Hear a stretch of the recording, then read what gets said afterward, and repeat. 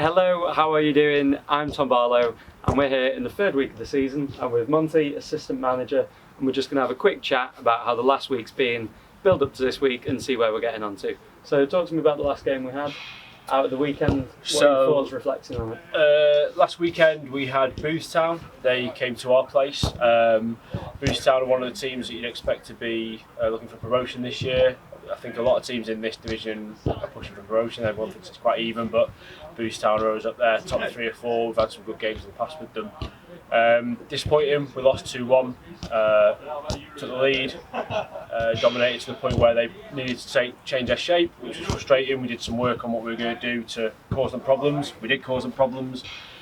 So 1-0 up first half. We owned the first half. In the second half, they just, they're competitive. They came back into it. The game became more scrappy, and we didn't really, we pride ourselves on getting that ball knocked around sometimes, and I think we played their game more than we played our game. And draw may be a fair result, but as I said in a lot of the content we did, they took it, and that's what happens. If someone takes it, they take it. Absolutely. So moving into this week, are there any positives despite the loss? Are there any positives that we could potentially move forward with, look to build on? That'd be the type of thing that gets us a result we're looking for this weekend coming. I think there's always positives. A lot of positives. The first half again, we played well. The week before, we've played well. We started the season well. It's been a good pre-season. As I say, they're a competitor. Hopefully at the top of the league this year. It was a tight game, so it wasn't the end of the world. No. They just ended up. We're not as well suited as they are to play the sort of game it ended up being, and so we need to show a little bit of brains and play the game we want to play, really.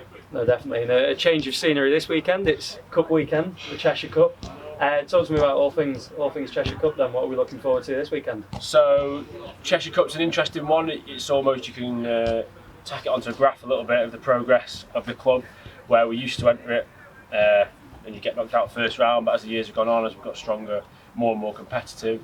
Last year we got to the quarter-final. Year before that we were close against the quarter-final. So it's something that we'll be looking at to try and get some additional success in this year.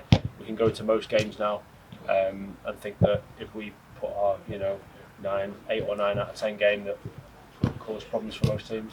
Absolutely, and to finish things off, looking for maybe one person to make a difference this weekend.